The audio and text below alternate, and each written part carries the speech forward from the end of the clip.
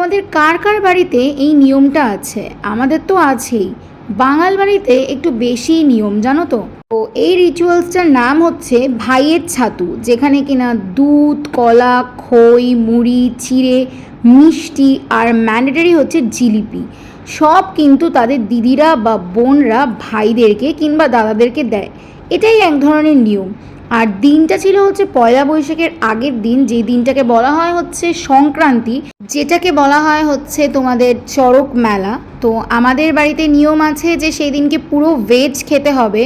তো মামা সেটা দিয়েই খাচ্ছিল, ও এসেছিলো আমাদের বাড়িতে যেহেতু ভাইয়ের ছাতু ছিল। আর চলো আমিও খেয়ে নিচ্ছি। সাথে কি ছিল আজকে বলো তো মেনুতে? শাক ভাজা, ভেন্ডি ভাজা, পটল ভাজা, তিতো ঝোল, টক ডাল আর হচ্ছে পনির আর সয়াবিন দিয়ে একটা তরকারি। এবার ভাবছো তো ভেজে তো আরও অনেক কিছুই হয়, কিন্তু স্পেসিফিক্যালি এগুলোই খেতে হয় গো।